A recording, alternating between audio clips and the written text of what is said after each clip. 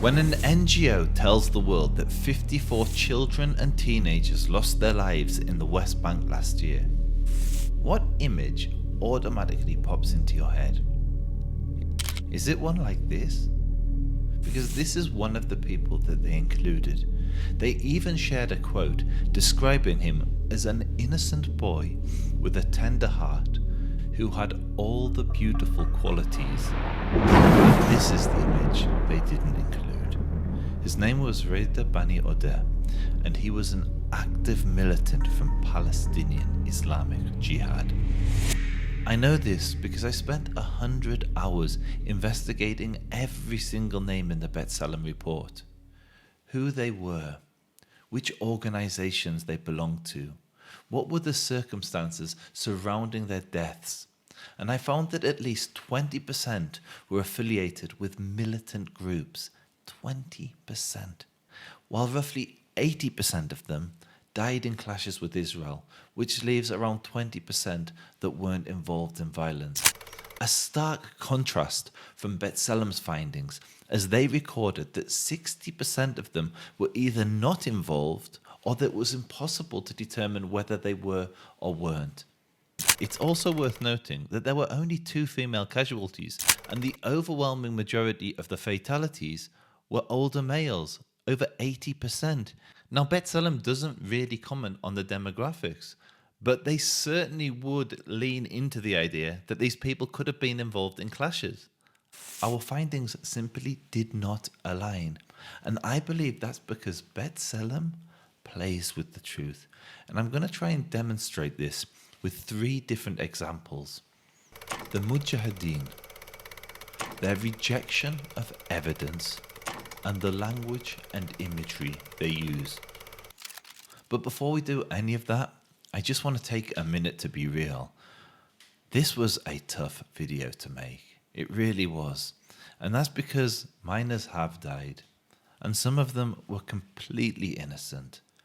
And I don't care whether you're Israeli, anti-Israeli, the death of any child is tragic. Every child's life is sacred, and we should never, ever lose touch of that.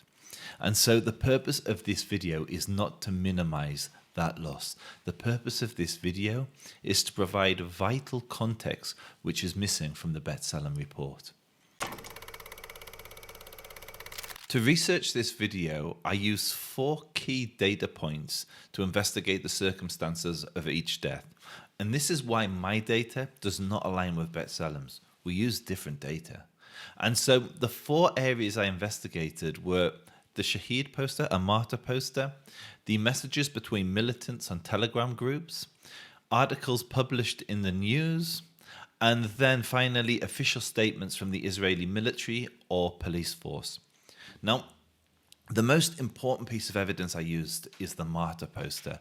Now, for every minor that's killed in Judea and Samaria, the West Bank, Hamas attempts to put out one of these posters. And it includes vital information, so the name, the date, circumstances potentially of how they died.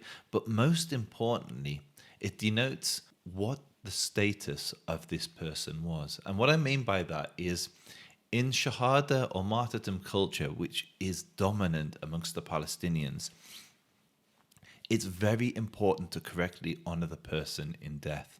And so, if they were an innocent victim, the poster will probably read something like Shaheed Palestine, the martyr of Palestine. If they were a fighter, it will maybe say Al-Shaheed Al-Mujahid, the martyr, the holy warrior. And another thing that these posters include, which is hugely important, is they denote whether or not the person in question belonged to Hamas. And actually, each of the militant groups put out their own posters. So Islamic Jihad, the Popular Front for the Liberation of Palestine, they will put out their own posters when their fighters are killed.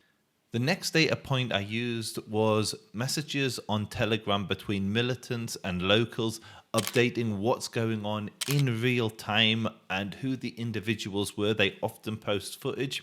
Another data point is articles where you can find additional footage that other people have uncovered. And then finally, the final data point I used was official statements from the Israeli military or police. I then triangulated all of these data points to try and paint a picture of how each individual died. In the beginning of the report, B'Tselem made the claim that another teen was the object of a targeted killing. The teen in question was Jihad, yes, you heard that right, Jihad Bani Matar.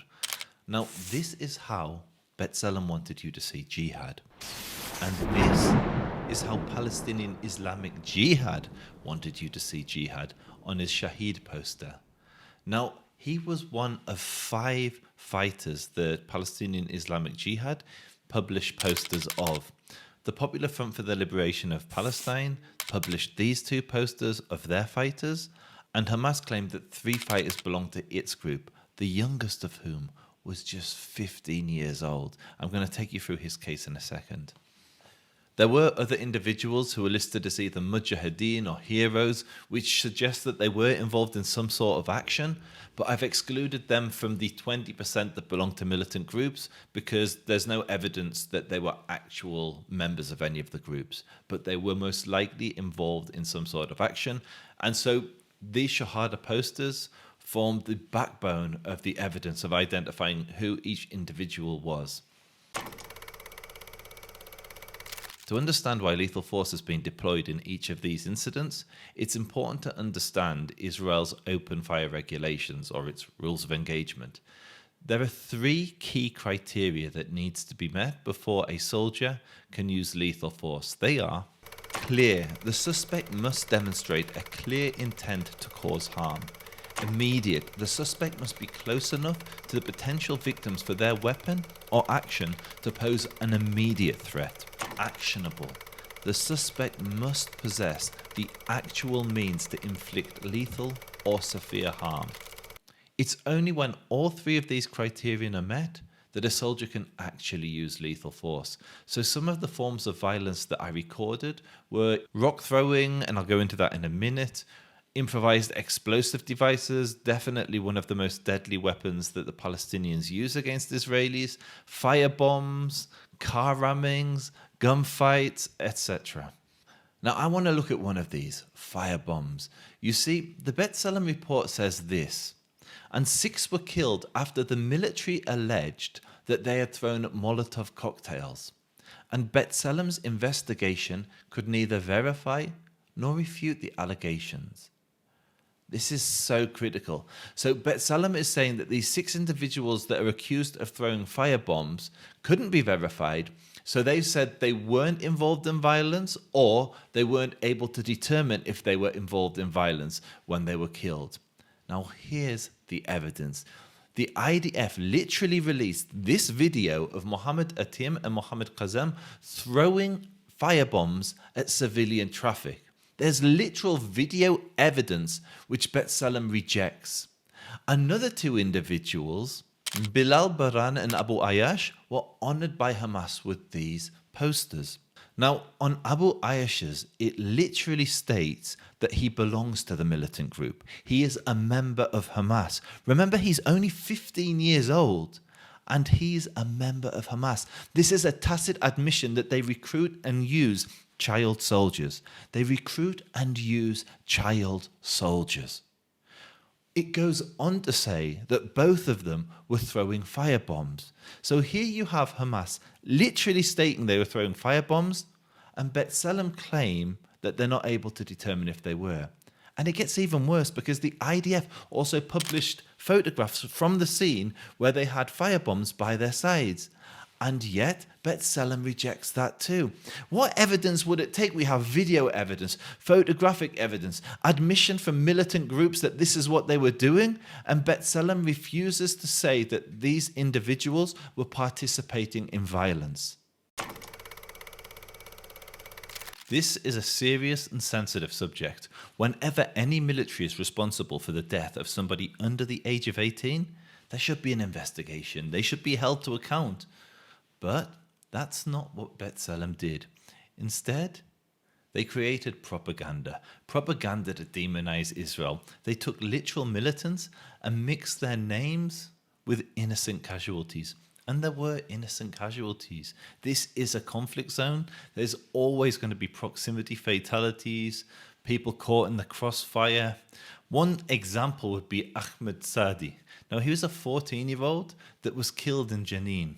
He was killed by a missile strike from an aircraft which targeted his home. B'Tselem accurately record this. They even record that a few hours later, two of his brothers are killed in another strike.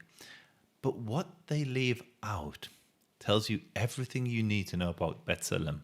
What they failed to mention was that Noor Saadi was one of the most prominent members of Hamas in Jenin, and he was Ahmed's brother. He was the target. But B'Tselem deliberately left this out of the report. Just like whenever they could, they'd use a young-looking photograph that made the individual look as innocent as possible. Or they'd use language that downplayed the severity of the action. So, for instance, there were many instances where improvised explosive devices were thrown, but for whatever reason, B'Tselem either rejected the official account from Israel, or like in this instance, they really emphasized the stone throwing. Bear in mind, this is a member of Palestinian Islamic Jihad, and he's thrown an explosive, a bomb, and B'Tselem leads with some boys were throwing stones. And even that language is deliberate. You see, when you think of someone throwing a stone, you think of a small pebble. But when lethal force is employed, it's because there is a threat to life. And it's in response to scenes like this.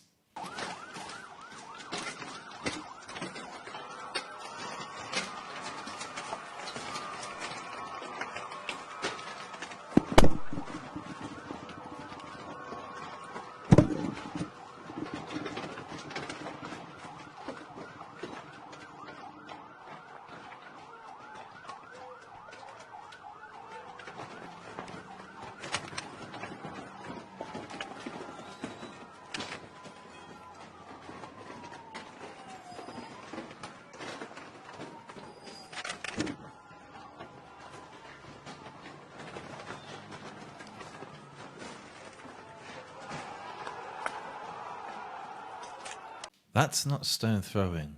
That's a riot. They're rocks. They're breeze blocks, cinder blocks. And there's dozens of people launching them, often from elevated positions. Individuals have died. In the space that this report is covering, 2025, an Israeli soldier was killed, Ben Yigal, in the north of Samaria, when a cinder block was dropped from a building on his head. When they throw stones and rocks at roads, drivers crash and die. These are very serious threats. These are riots. These are not little stones that are thrown. And you don't get any of this context at all from B'Tselem's reporting. And that's why I reject their report. I don't reject the intention. There are casualties, and there were one or two that I wasn't able to explain, even after hours and hours of research. And Israel is investigating each one of those. And if it's found that a soldier did not follow the very strict rules of engagement, they should be fully accountable for their actions. But B'Tselem squandered this opportunity, and instead of creating a serious piece of work that did justice to the innocent casualties of this conflict, B'Tselem chose to create a hit piece.